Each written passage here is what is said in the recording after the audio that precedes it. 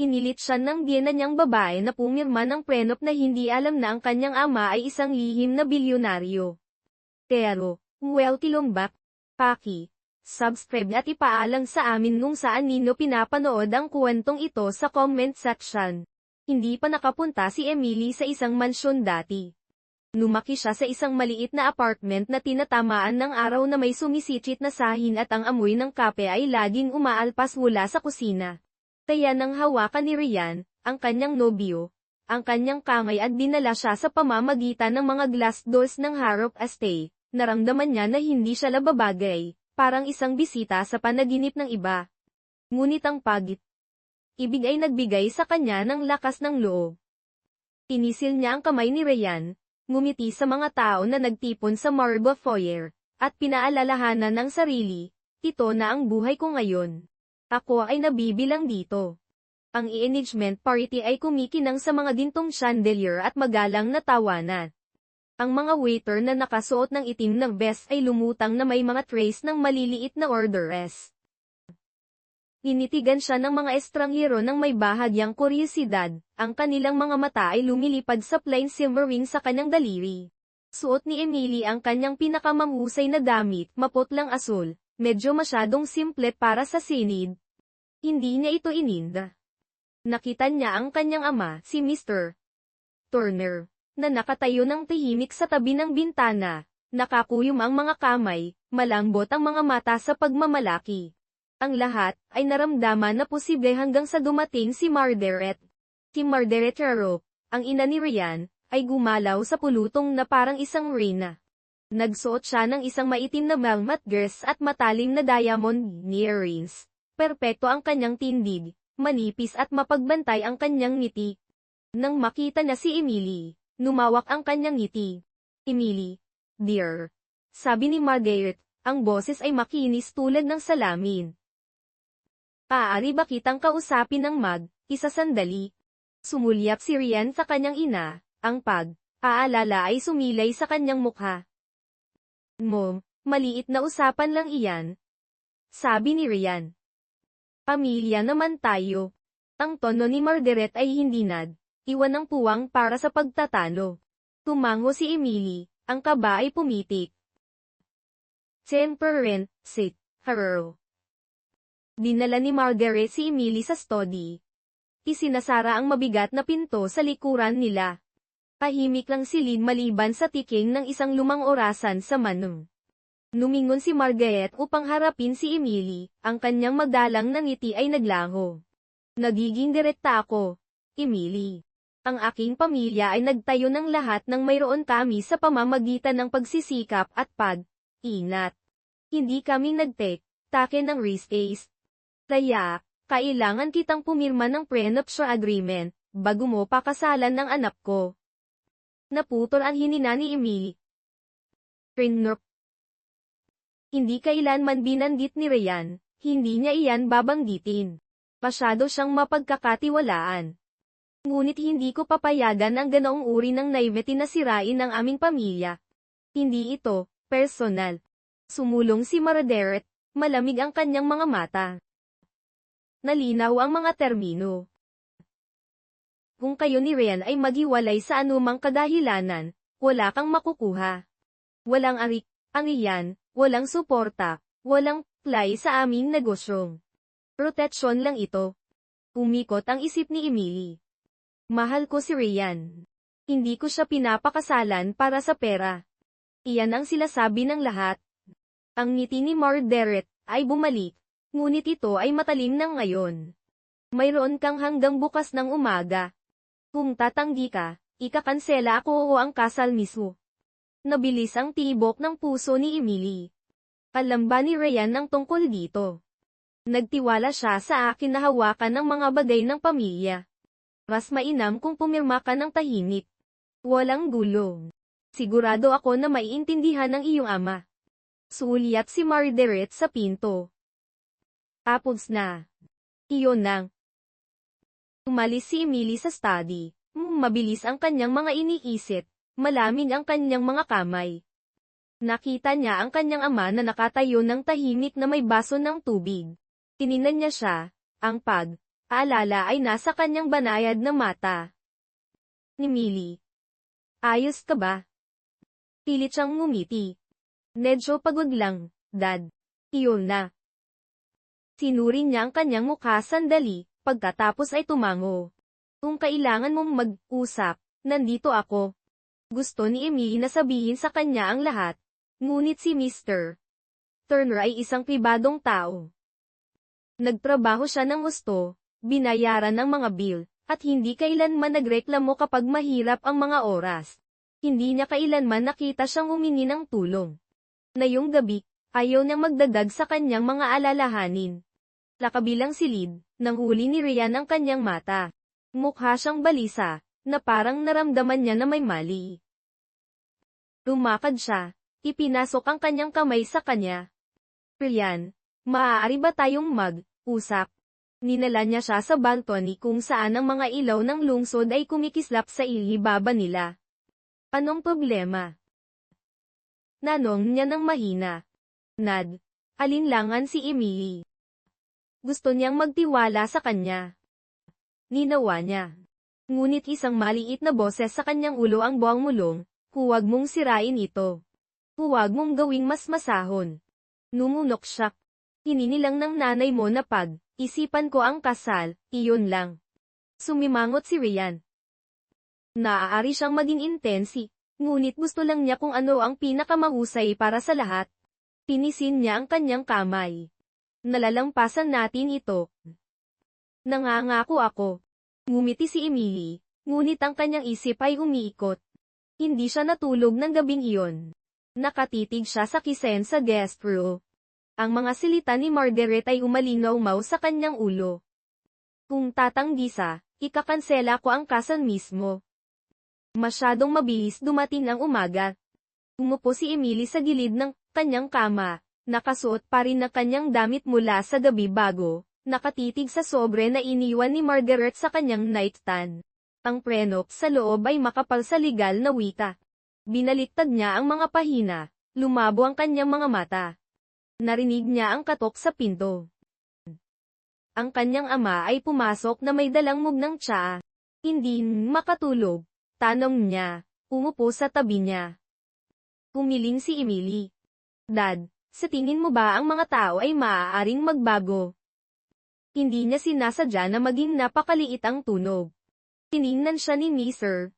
Turner, iisip. Maaaring magbago ang mga tao, ngunit kung gusto lang nila. Alinlangan siya, pagkatapos ay iniabot sa kanya ang preno. Gusto ni Margaret na pirmahan ko ito o kanselado ang kasal. Nagbasa siya ng tahimik, ang kanyang mukha ay walang ipinapakita. Nagkatapos ng sandali, ibinalik niya ito. Ano ang gusto mo, Emily? Nakatitig siya sa sahig. Gusto kong pakasalan si Ryan, ngunit ito, ginagawa niya akong naramdaman na hindi ako sapat, na parang kailangan kong patunayan na hindi ako pagtatapos ng kanilang pera. Inilagay ni Mr. Turner ang isang banayad na kamay sa kanyang balikat. Emily, lagi kang sapat. Mayroon man o walang pera. Hindi ka nagkautang ng sinuman ng patunay ng iyong halaga. Huminto siya, matatag ang kanyang boses. Kung gusto mong umalis, tatayo ako sa tabi mo. Kung gusto mong manatili at pirmahan ito, tatayo rin ako sa tabi mo. Pinunasan ni Emily ang isang luha. Salamat, Dad. Ngumiti siya. Nakalampas na tayo sa mas masarol pa, at walang piraso ng paper ang maaaring magpasya sa iyong kinabukasan. Ikaw nang ang makakagawa niyan. Niyakap niya siya, naramdaman ng kanyang tahimik na lakas. Maya, nagbihis si Emily at nagpunta sa ibaba, hawak ang preno. Naghihintay si Mardes sa study. Ang kanyang mga labi ay nakadiin sa isang linya. Nagawa mo na bang iyong desisyon? Tanong ni Margaret, inarpo ang isang kilay. Humina si Mii, pinatatag ang kanyang sarili. Pipirmahan ko ito. Numango si Margaret, halos nasiyahan. Napakatalino. Habang dinadampot ni Emily ang panulat, sumandal si Margaret. Mahina ang kanyang boses. Dapat mong malaman, Emily. Ito ay para sa ikabubuti. Balang araw magpapasalamat ka sa akin sa pagprotekta sa iyo mula sa pagkabingo. Sinalubong ni Emily ang kanyang tingin. Hindi ako natatakot sa pagkabigo. Natatakot ako sa pagsisisi, pumirma siya. Ang panulat ay gumagalaw ng malakas sa tahimik na silid. Kinuha ni Margaret ang papel, sinelyuhan ito sa isang sobre. Weltlong Tolko family, sabi niya. Ngunit walang init sa kanyang boses. Umalis si Emily sa study at nakita ang kanyang ama na naghihintay sa pasilyo. Tinignan niya siya, naghahanap sa kanyang mukha ng mangsagot. Tumango siya, sinusubukang magmukhang matapang. Mahinang ngumiti si Mr. Turner. Ang kanyang mga mata ay banayad ngunit matalim na may ilang nakatagong kaalaman. Linawa mo kung ano ang naisip mong tama, sabi niya. Pinisil ang kanyang kamay. Iyon lang ang magagawa ng sinuman. Sandali, naisip ni Emily na nakita niya ang isang bagay na luminat sa ekspresyon ng kanyang ama. Isang kisap ng kumpiyansa, halos pagmamalaki, na parang nagtatago siya ng isang lihi. Ang natitirang bahagi ng araw ay lumipas ng malabo. Nagpatuloy ang party. Ngumiti si Margaret. Ang kanyang pinakintab ng ngiti, at sinubukan ni Rhea na umarte na parang walang nagbago, ngunit alam ni Emily na may nagbago. Naramdaman niya na iba. Hindi natalo, ngunit mas malakas sa paanuman. Pinanood niya ang kanyang ama na tahimik na lumabas sa pinto, hindi napansin ng iba. Nagtaka siya sa unang pagkakataon kung sino talaga ang kanyang ama at kung anong mga lihimang maaaring itinatago niya. Ang mga gulong ng kapalaran ay nagsimula ng umikot, at walang ideya si Emily kung gaano kalaki ang mababago ng kanyang mundo. Kung hindi ka panad, subscribe. Gusto kong sumali ka sa aming komunidad. At ipaalam sa akin sa mga komento kung saan ka nanonood at paano tumaka sa iyo ang kwentong ito. Sa pamamagitan ng aming mga kwento, bumubuo kami ng nasa at nagbibigay ng kinabukasan sa mga bata at babae na inaabuso sa buong mundo. Makiusap na suportahan kami sa pamamagitan ng pagbabahagi, subscribe, at pakikilahok sa aming mga kwento. Sige, bumalik na tayo. Ang araw ng kasal ni Emily ay sumikat na may maputlang sikat ng araw at kaba na naramdaman na parang kulog sa kanyang dibdib. Nagising siya bago mag-alarm, mabilis ang tibok ng puso, nakatitig sa kisang ng guest room ng Harumestin. Ang lahat tungkol sa bahay na ito ay naramdaman na mabigat, puno ng tahimik na paghuhusga at matalin na suyok. Gumulong siya palabat ng kama at tumingin sa bintana sa malaking hardin kung saan ang mga puting toda ay inilaladan na. Isang mahinang katok sa kanyang pinto ang naghila sa kanya mula sa kanyang mga iniihik. Emily, ang kanyang ama yon na may hawak na maliit na kahon. Paaani ba akong pumasok? Tumangos siya. Siyempre, Dad.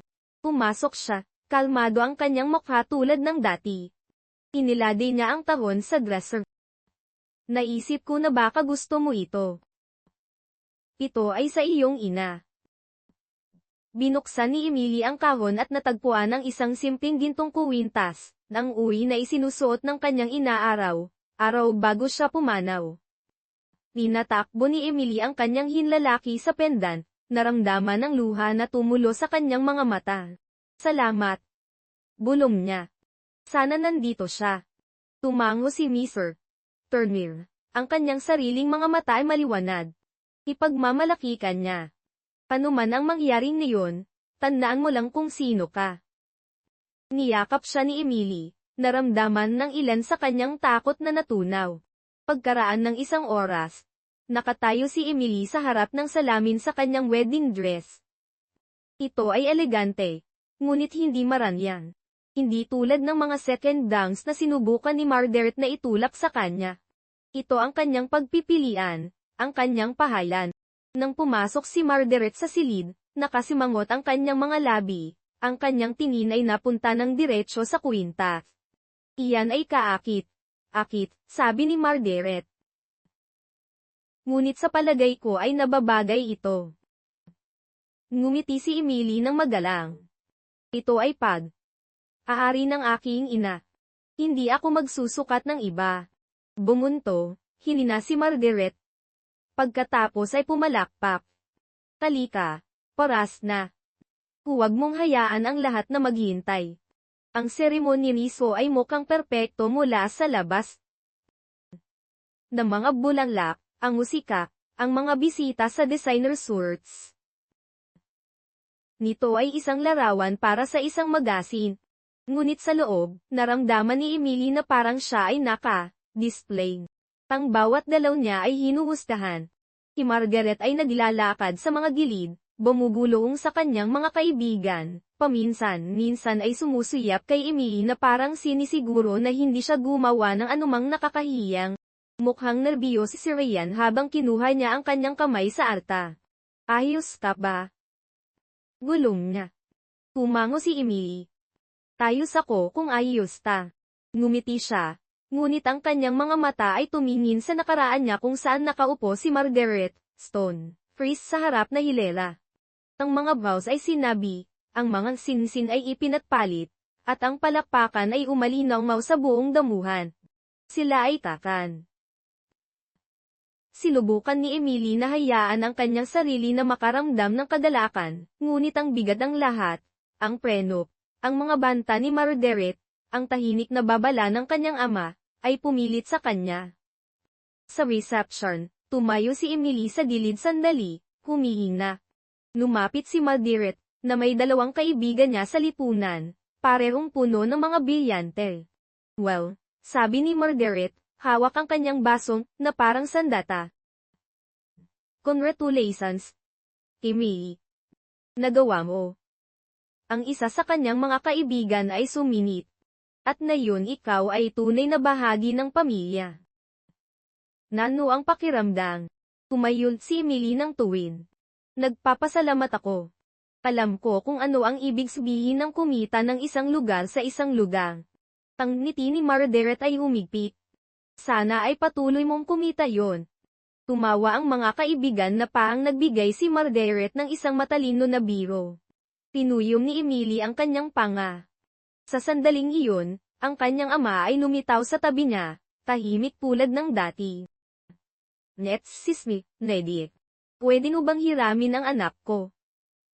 Umalis ang mga kaibigan ni Margaret, kuryosidad sa kanilang mga mata. Ninala ni Mr. Turner si Emily sa gilid ng dance floor. Mahina siyang nagsalita. Hindi mo kailangang impress ang sinuman dito, Emily. Nalam mo iyon, di ba?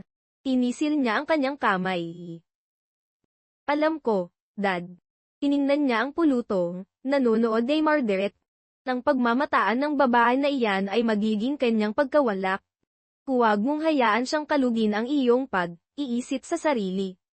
Pagawa ni Emily ang isang tunay na ngiti sa unang pagkakataon ng araw na iyon.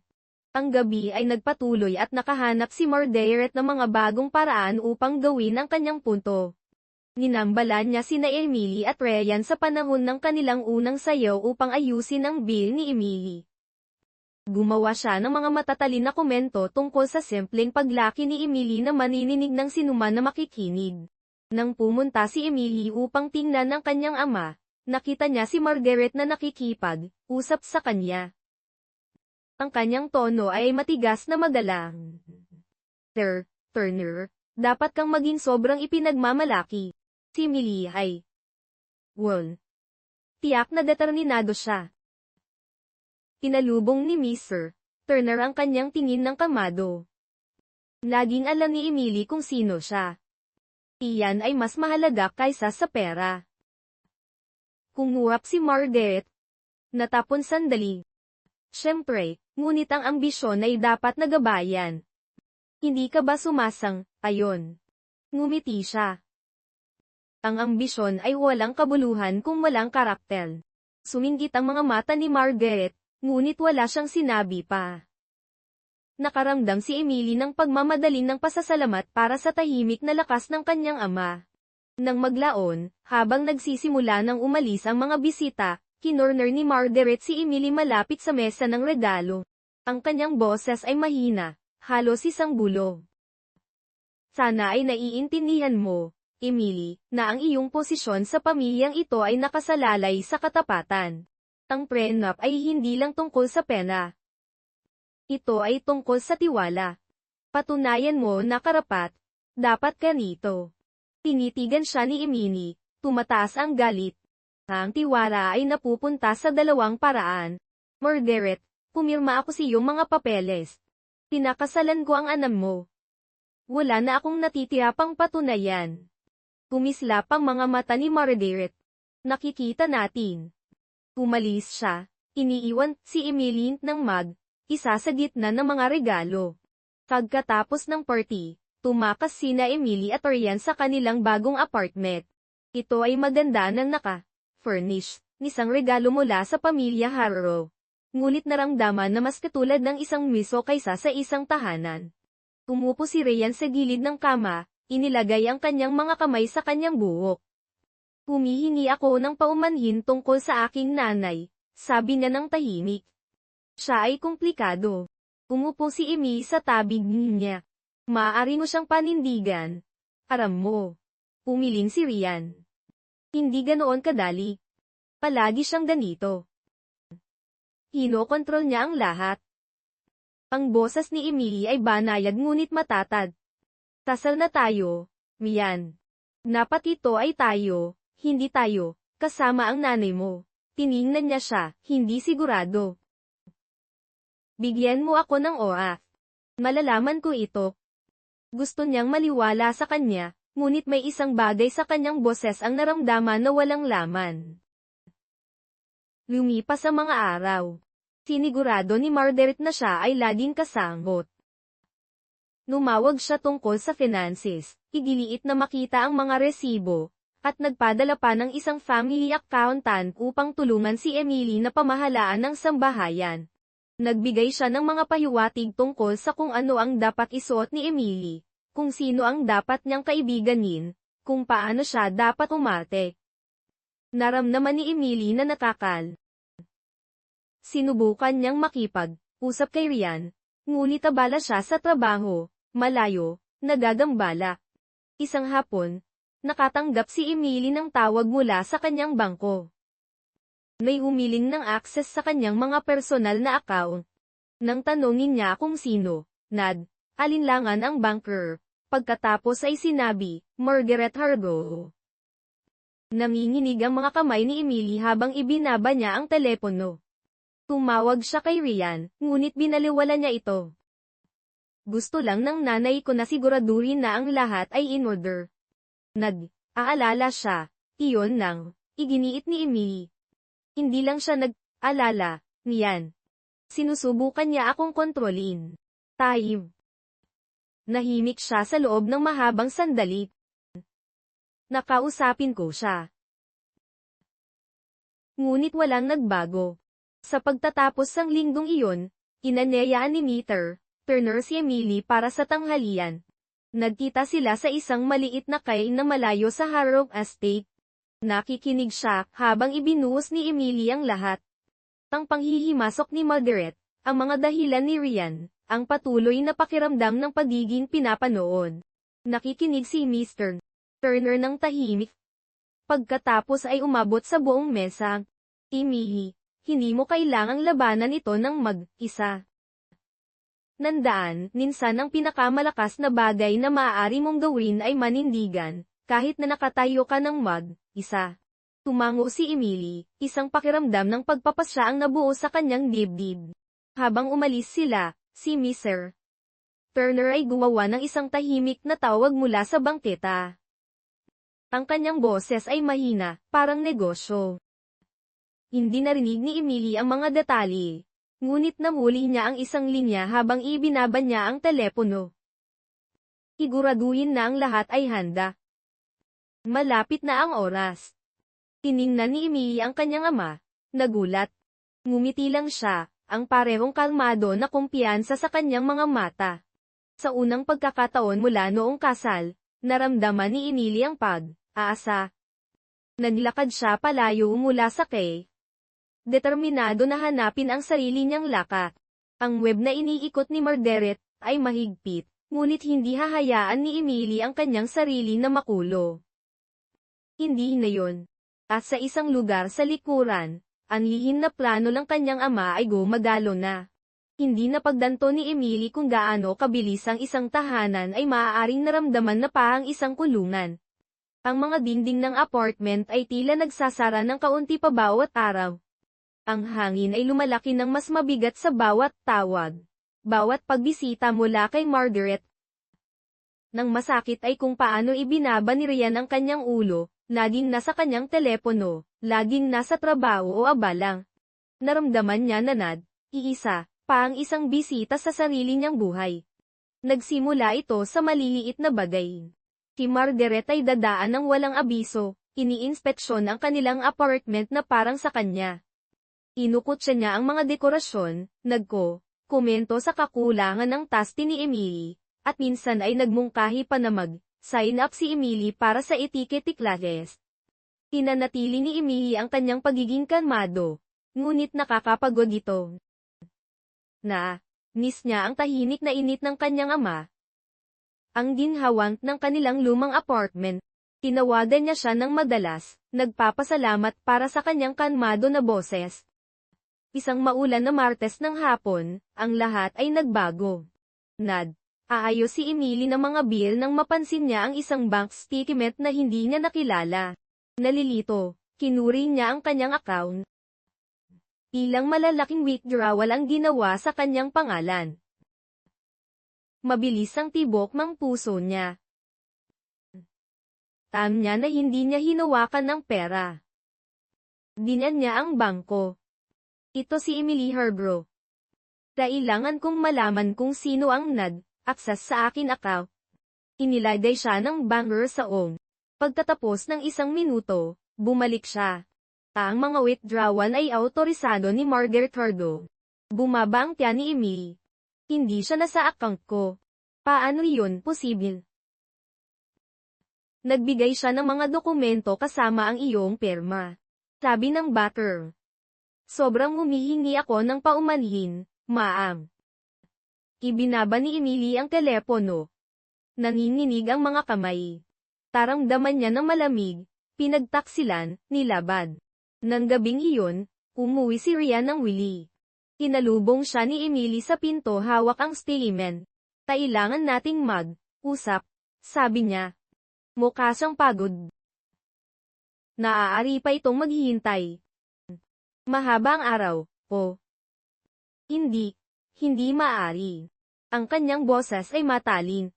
Inakaw ng nanay mo ang pera mula sa account ko. Ginaya niya ang pirma ko. Umurap si Ryan, nagulat. Hindi iyan posible. Ipinasok ni Emily ang papel sa kanyang kamay. Tingnan mo para sa iyong sarili. Binasa niya ang statement, pagkatapos ay bumuntong, Helena. Sigurado ako na may ilang paliwanan. Hindi gagawin ng nanay ko. Ginawa niya, piyan. At pagbibigay ka pa rin ng mga dahilan para sa kanya. Umiling siya. Pinalalaki mo ito. Sumiklab ang galit ni Emily. Hindi, sa wakas ay nakikita ko ang mga bagay para sa kung ano sila. Siya ay controlling manipulative, at hinahayaan mo lang siya. Hindi mo ako kailanman sinasagot.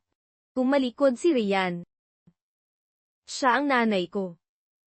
Gusto lang niya kung ano ang pinakamahusay para sa iyo, baka. Hindi kailanman para sa akin. Ang mga mata ni Emily ay napuno ng luma, ngunit ang kanyang boses ay matatag. Kung hindi mo ako ipagtatanggol ko ang sarili ko. Mukhang nawawala si Ryan, maliit. Sinubukan niyang hawakan ang kanyang braso, ngunit umatras siya. Ngumihingi ako ng pangmanhin, Emily. Kakausapin ko siya. Nangangako ako. Ngunit nakita niya sa kanyang mga mata. Hindi niya dalawin. O baka, hindi niya kaya. Tinawagan ni Emily ang kanyang ama ng gabing iyon, nanininig ang boses. Tumawid siya sa isang linya, Dad. Hindi ko alam kung ano ang gagawin. Nakikinig si Mr. Turner. Tahimik tulad ng dati. Emily, may karapatan kang ipagtanggol ang sarili mo. Huwag mong hayaan ang sinuman, na gawin kang naramdaman na walang kapangyarihan.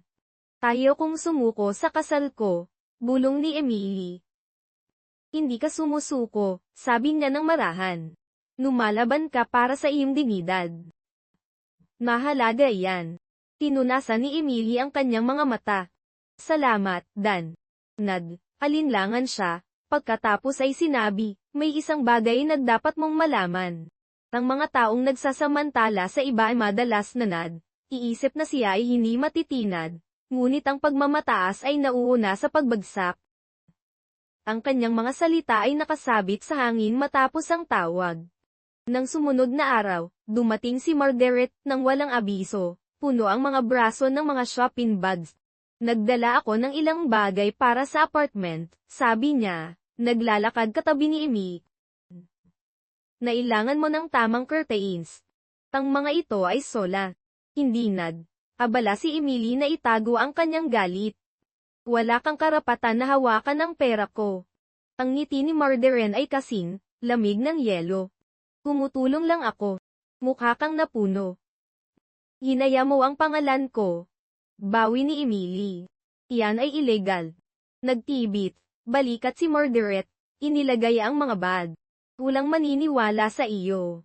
Pumirma ka ng prenup. Wala kang standing. Kung gagawa ka ng gulo, sisiguraduhin ko na pagsisisihan mo ito. Tinitigan siya ni Emily, galit at takot ang pumilipit sa kanyang dibdib. Hindi ka matitinag, Margaret. Naaga o huli, sasagutin mo ang ginawa mo. Tumawa si Margaret. Ang tunog ay maluto. Yan ay mayaman. Ano ang gagawin mo? Tumakbo pa uwi sa iyong mahinap na ama. Nakalimutan mo kung kaninong bahay ka, Emily. Numigas ang panga ni Emily. Hindi ito ang bahay mo. Aakin ito at kay Ryan. Sumandal si Margaret, mahina ang boses. Hindi magtatagal kung ipagpapatuloy mo ito. Sa gayon, umalis siya, iniiwan si Emily na nanginginig. Nang gabing iyon, sinubukan ulit ni Emily kay Ryan. Binantaan niya ako, Ryan. Hinakaw niya ako. Nakit hindi ka makinig. Umupo siya sa sofa. Ang ulo ay nasa kanyang mga kamay. Ano ang gusto mong gawin ko? Siya ang nanay ko. Hindi ko lang. Maaari mong ipagtanggol ang iyong asawa. Umiyak si Emily. Ngunit hindi mo ginagawa. Hindi mo kailanman ninawa. Hindi siya sumagot. Ang katahimikan sa pagitan nila ay naramdaman na walang katapusan. Natulog si Emily sa guest room ng gabing iyon, naramdaman na mas iisa kaysa dati. Nang sumunod na katapusan ng linggo, organisa si Margaret ng isang family charity gala sa Harrowham Estate, isang palabas ng kayamanan at kapangyarihan para sa lahat ng kanyang mga kaibigan. Iginiit niya na tulungan ni Emily ang mga arrangement, kinukutsa ang kanyang mga pagpipilian sa bawat pagikong. Sa umaga ng dalak, tinawagan ni Mr. Toner si Emily. Pupunta ako ngayong gabi, sabi niya. Tandaan, hindi mo kailangang kunin ito. Kung kailangan mo ako, nasa tabi mo ako. Ang kanyang boses ay nagbigay sa kanya ng lakas. Isinuot niya ang kwintas ng kanyang ina at hinarap ang araw. Ang gala ay kumikinang sa mga crystal glasses, tawanan, at mamahaying gown. Naglakad si Margaret sa puluto, bumabati sa mga bisita, gumagawa ng mga masasamang komento tungkol sa taste ni Emily sa dekora at kawalan ng karanasan sa mga kaganapan. Kinagat ni Emily ang kanyang dila at ginawa ang kanyang makakaya. Pagkatapos ng hapunan, hinorner ni Margaret si Emily malapit sa mesa ng regalo. Ang kanyang boses ay mahina, halos isang bulong. Sana ay naiintindihan mo, Emily, nang iyong posisyon sa pamilyang ito ay nakasalalay sa katapatan. Ang prenup ay hindi lang tungkol sa pera. Ito ay tungkol sa tiwala. Matunayan mo na karapat, dapat ka rito. Ninitigan siya ni Emily. Tumataas ang galit. Ang tiwala ay pupunta sa dalawang paraan. Margaret, pumirma ako sa iyong mga papeles. Pinakasalan ko ang anak mo. Wala na akong natitira pang patunayan. Kumislap ang mga mata ni Margaret. Umalis siya. Iniiwas si Emily na nanginginig. Nang sumali si Rian sa kanya, tiningnan siya ni Emily ng diretso sa mga mata. Kung nagmamalasakit ka sa akin, tatayo ka sa tabi ko ngayong gabi. Lad. Alinlangan siya, naguhuluhan. So, susubukan ko, Emily. Tumango siya, isang kislap ng pagpapasiya ang sumiklag sa kanyang dibdib. Hindi niya hahayaan ang sinuman, si Margaret o Rian, na magpasya sa kanyang halaga. Habang gumagalaw siya sa puluto, nakita niya ang kanyang ama. Binigyan niya siya ng isang tango, isang tahimik na pangako na hindi siya nag-iisa. Iniikot ni Margaret ng kanyang muwen, ngunit handa si Emily. Ang gabing ito ay magbabago ng lahat. Ang hangin sa Harong Estate ay nag-crack sa nerbyosong kasiyahan. Ang charity gala ay nasa peak nito. Ang mga waiter ay nagwawalis na may mga trays ng champagne, at ang tawanan ay umalinaw sa ilalim ng mga glass chandeliers. Nakatayo si Emily malapit sa gilid ng ballroom, mabilis ang tibok ng puso. Naramdaman niya ang tili ni Margaret na paang lamig sa kanyang liig. Ang ama ni Emily, si Mr. Turner, ay dumating ng tahimik. Nagsuot siya ng isang lumang navy suit. Nakikihalubilo sa pulutong. Nakita siya ni Emily at nakaramdam ng isang aron ng kaginhawaan. Tumango siya. Kalmado ang kanyang mga mata. Nagpapahiwatig na nandoon siya para sa kanya. Naglakad si Margaret sa sentro ng ballroom. Ang kanyang boses ay nagri-ming. Ladies and gentlemen, salamat sa pagsali sa amin ngayong gabi upang suportahan ang Haro Family Foundation. Ang inyong kabutihang noo ay makakatulong sa napakaraming nangangailangan. May isang magalang na palakpakan. Ngumiti si Margaret, ngunit ang kanyang mga mata ay scan sa silid, nakahina kay Emily. At ngayon, nagpatuloy si Margaret, gusto kong maglaan ng isang sandali upang kilalalin ang aking bagong manugang na babae, si Emily. Ninawan niya ang kanyang makakalya upang tumurong ngayong gabi sa kabila ng pagiging bago sa aming mundo. Isang ripple ng tawa ang kumalat sa mga bisita. Naramdaman ni Emily na sumunog ang kanyang mga pisi. Nagpatuloy si Margaret, ang boses ay makinis at malakas. Maaari itong maging mahirap para sa isang tao na may mapagpakumbabang simula upang maunawaan ang mga responsibilidad na kasama ng kayanganan. Ngunit nilagawa nating lahat ang ating makakaya. Hindi ba ang naramdaman ni Emily na nagyelo? Nakalantad. Tumingin siya kay Rian para sa suporta, ngunit tahimik siya, tumalikod. Ngumiti si Margaret ng mas nalawak na parang hindi niya lang hinumili si Emily. Ngayon, gawin nating hindi malilimutan ang gabing ito na may isang espesyal na anunsyo.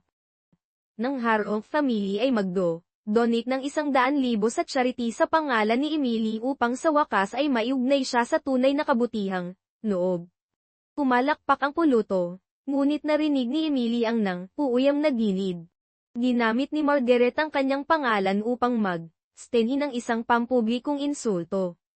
Naninginig ang mga kamay ni Emily, ngunit pinanatili niya ang kanyang ulo na mataas.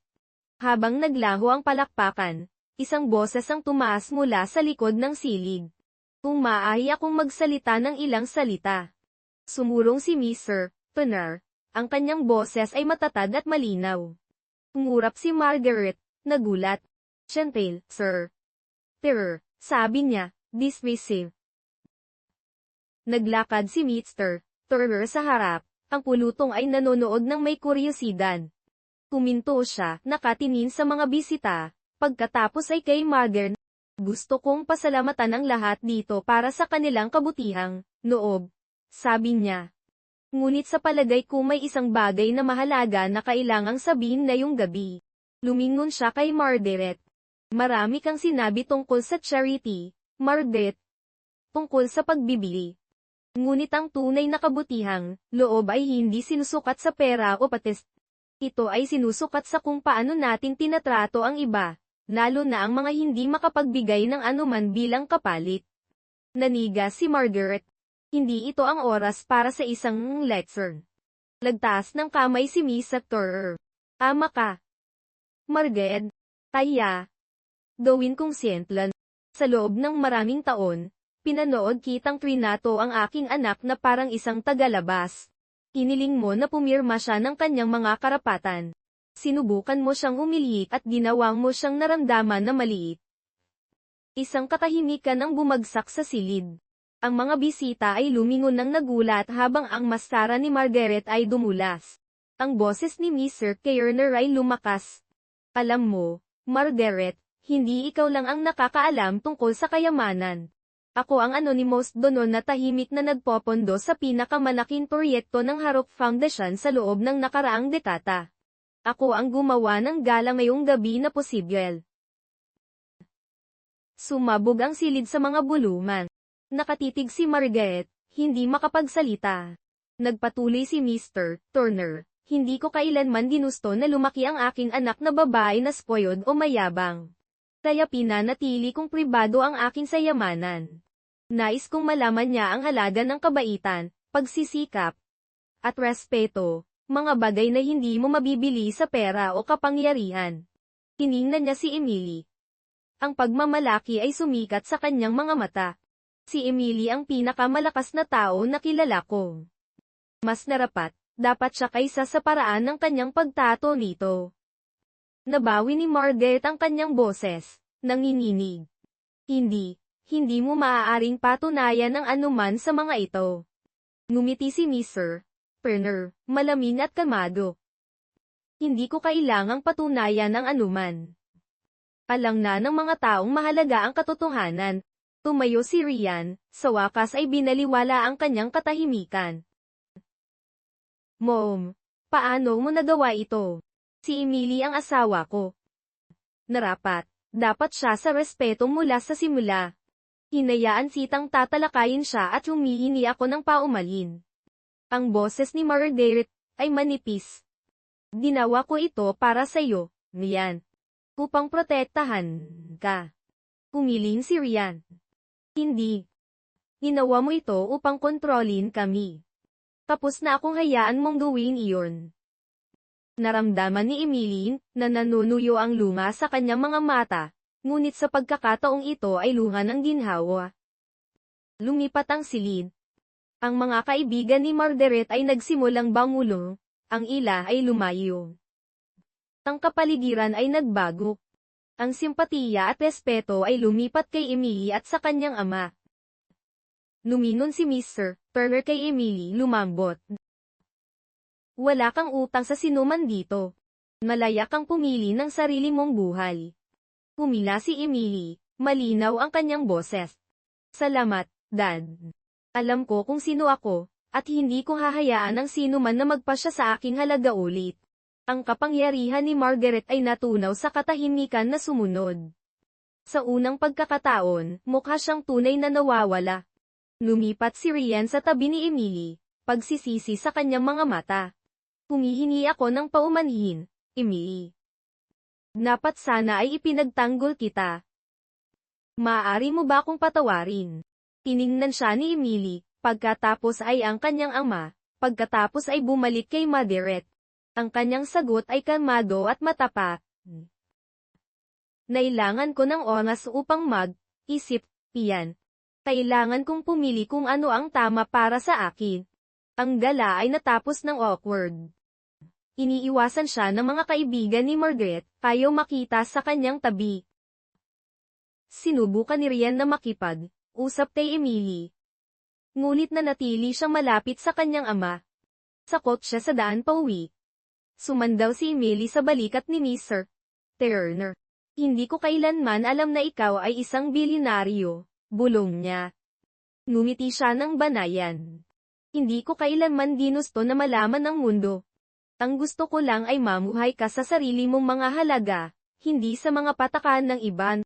Tumango si Emily, ang kanyang espiritu ay mas magaan kaysa sa naramdaman niya sa loob ng ilang linggo. Ipinagmamalaki kita, Emily, sabi niya ng mahina. Hindi mo kailanman hinayaan silang baguhin kung sino ka. Tumingin si Emily sa bintana sa mga dumadaan na ilaw. Sa unang pagkakataon mula nang magpakasal sa pamilya Harrow, naramdaman niya na tunay siyang malaya. Ang kalat mula sa gala ay mabilis at publiko. Sa umaga, ang balita ng paghahalag ni Mr. ternera ay kumalat sa mga social circles ng Harrow. Ang telepono ni Margaret ay ring ng walang tigit, hindi sa congratulations, kundi sa awkward apologies at last-minute cancellations. Ng mga taong dating kumakapit sa kanyang tabi ay nagpapanatili na ngayon ang kanilang distansya. Pinanood ni Emily ang lahat mula sa katahimikan ng kanyang lumang silid, tulugan. Bumalik sa mapagpakumbabang apartment ng kanyang ama. Sa unang pagkakataon sa loob ng ilang linggo, natulog siya sa buong gabi. Nagising siya sa amoy ng kape at ang pag-awit ng kanyang ama sa kusina. Sa almusal, inilabas ni Sir Turner ang isang folder sa buong mesa. Sinimulan ko ang mga papeles upang baligtarin ang mga trust na ginawa ni Margaret mula sa iyong account. Sabi ng mga abogado babalik sa iyo ang lahat sa lalong madaling panahon. Ngumiti si Emily, ang ginhawa ay lumambot sa kanyang mga tampok. Salamat, Dad. Hindi mo kailangang. Humiling siya. Tumayo ka para sa iyong sarili. Tinapos ko lang ang sinimulan mo. Isang katok sa pinto ang gumambala sa kanila. Nakatayo si Ryan sa pasilyo mukhang maliit at hindi sigurado. Hinayaan siya ni Emily na pumasok. Pumupo siya sa mesa ng kusina. Iniikod ang kanyang wedding ring. Humihingi ako ng paumanhil, Emily. Para sa lahat. Dapat sana ay ipinagtanggol kita mula sa siwala. Natakot ako sa aking ina. Ngunit hindi iyon nahilan. Humina siya. Gusto kong bumalik ka. Gusto kong magsimulang muli. Tinignan siya ni Emily, hinahanap ang lalaki na nahulog siya sa pag-ibig. Ryan, mahal kita, ngunit hindi ako makakabalik sa kung sino ako noon. Nalaman ko na hindi ko maaaring hayaan ang sinuman na magpasya sa aking halaga. Hindi kahit ikaw. Kung susubukan natin ulit, kailangan itong maging pantay. Wala nang hayaan ng nanay mo na patakbuhin ang buhay natin. Tumango si Ryan. Nanunuyo ang luha sa kanyang mga mata. Naiintindihan ko. Nagawin ko ang anumang kinakailangan upang makuha ulit ang iyong tiwala. Sumulyap si Emily sa kanyang ama, na tumango lang, binibigyan siya ng kalayaan na pumili. Numingon siya kay Ryan, ang kanyang boses ay banayan ngunit matatag. Sa ngayon, kailangan ko ng espasyo. Kailangan kong maging sarili kong tao. Kung gusto mong magbago, magsimula sa pamamagitan ng pagtatanggol sa sarili mo muna. Umalis si Ryan mukhang nababagabag, ngunit nagbago rin. Sa mga linggo na sumunod, natagpuan ni Margaret ang kanyang sarili na isolated. Nawara ang kislap ng kanyang mga charity event. Ang mga imbitasyon ay natuyo. Ang ilan ay buamulong na ang kanyang pagbagsak ay politic justice. Nagbalik si Emily sa trabaho sa kanyang lokal na library, kung saan naramdaman niya na grounded at palud para sa kung sino siya. Sa paghihikalat ng kanyang ama at ang kanyang tahimik na pagpopondo, nagsimula siya ng isang pundasyon upang tulungan ang mga kababaihan na protektahan ang kanilang mga financial rights sa kasal. Nakipagkita siya sa mga abogado, nagplano ng mga workshops, at sumulat ng isang guidebook sa pagtatanggol sa sarili. Sa unang kaganapan ng pundasyon, pumayo si Emily sa harap ng isang maliit na pulutong ng mga kababaihan. Ang kanyang ama ay nanonood mula sa likuran. Ibinahagi niya ang kanyang kwento, hindi bilang isang biktima, kundi bilang isang tao na tumangging tukuyin ng kayabangan o kayamanan ng iba. Lahat tayo ay may karapatan na pumili ng sarili nating kinabukasan, sinabi ni Emily sa kanya. Huwag mong hayaan ng sinuman na magpasya sa iyong halaga. Nas nalakas ka kaysa sa iniisip mo, at hindi ka kailanman kiisa. Pagkatapos ng kaganapan, isang batang babae ang lumapit sa kanya, luha sa kanyang mga mata. Salamat, Emily. Akala ko ako lang ang iisa. Ngumiti si Emily. Naramdaman ng isang bagong pakiramdam ng layunin. Hindi wala sa atin. Isang gabi, umupo sina Emily at ang kanyang ama, nanonood sa paglubog ng araw sa lungsod. Ipinagmamalaki kita, sabi ni Mr. Turner ng tahimik. Ginawa mo ang isang bagay na masakit sa isang bagay na makapangyarihan. Inyagay ni Emily ang kanyang ulo sa kanyang balikat. Tinuruan mo ako nang huwag kailanman sumuko sa sarili ko. Sa palagay ko ipagmamalaki rin ni Mama. Inisin niya ang kanyang kamal. Ranawin niya. Habang ang mga linggo ay naging buwan, lumaki ang pundasyon ni Emily. Nakatanggap siya ng mga sulat mula sa mga kababaihan sa buong bansa. Ang ilan ay pinagtaksilan, ang ilan ay binaluwala, ngunit lahat ay naghahanap ng lakas. Kinagot ni Emily ang bawat sulat. Si Margaret, samantala, ay naiwan upang mag-isip tungkol sa kanyang sariling mga pagpipilian. Ang kanyang kapangyarihan ay nawara. Kahit si Ryan, na yunanad, iisa, ay nagsimula sa mahabang proseso ng pag-aayos ng kanyang buhay palayo sa anino ng kanyang ina. Ang kwento ni Emily ay kumalat hindi lang bilang isang kwento ng pagtataksil, kundi bilang patunay na ang dignidad at lakas ng loob ay mas nahalaga kaysa sa pera o katayuan.